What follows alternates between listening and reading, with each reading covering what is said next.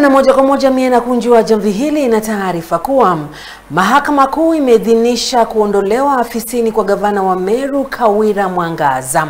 Kama anavyotuarifu mwanahabari wetu Claire Nyako, uamuzi huo unafuatia hatua ya Mwangaza kuwasilisha kesi mahakamani kupinga uamuzi wa bunge la Seneti kupinga kura ya kumbandua mahakamani. Kwa mengi zaidi, hii hapa taarifa yenyewe kwa uketo. Jaji Bahati Mwamuye anasema bunge la Seneti limetekeleza majukumu yake kuambatana na sheria kabla na wakati wa kuafikia uamuzi wa kumuondoa afisini gavana mwaka jana.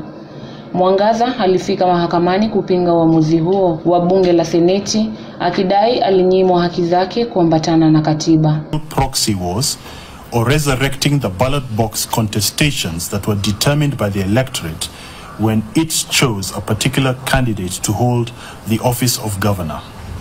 In that regard, the Senate, as a national legislative body that is able to rise above the din of the county-level gladiatorial arena, is uniquely placed to safeguard the sanctity, probity, and vitality of this very important accountability measure. Watering down impeachment, lowering its bar too low, or allowing it to become a facade that masks hidden political interests runs the risk of Kenyans losing confidence in the process. Hii ni mara ya tatu kwa gavana Mwangaza kuondolewa afisini kati ya mwezi Disemba mwaka 2022 na mwaka 2024. The senator, let's move to the other senator. Idara senator. Hoja ya kwanza iliwasilishwa na MCA David Kiagora na kuungwa mkono na wakilishi wadi 67 kati ya 69 tarehe 14 mwezi Disemba mwaka 2022.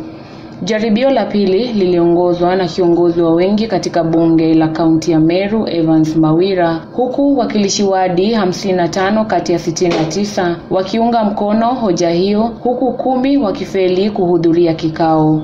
The foregoing, the inescapable conclusion is that the amended petition dated 23rd December 2024 has not met the required legal threshold for success. As outlined above, certain aspects of what was laid before this court and submitted on extensively by the parties has been reserved for determination in another fora, a situation occasioned by the petitioner's choice to split her grievances into 2 petitions pending before 2 different high court stations. What this court could safely determine without falling into sub judice was insufficiently articulated for finding in favor. Bunge la Seneti lilimwokoa mara mbili na kumshauri kushiriki maridhiano kati yake na wakilishi wadi ili kutumikia wakazi wa Meru. While ordinarily course would follow the event, in the circumstances of this matter, I am satisfied that it is fit, just and proper that each party bears its own costs, disposition and final orders.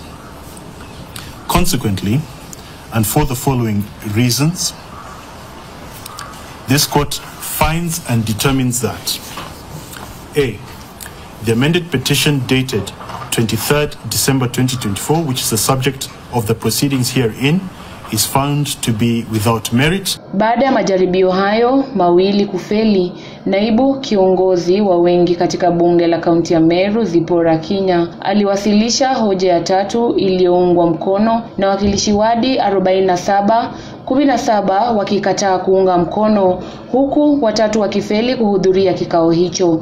Kisha maseneti wakipiga kura kumuondoa rasmi afisini. Nikiarifia runinga ya Magharibi, jina langu ni Claire Nyako.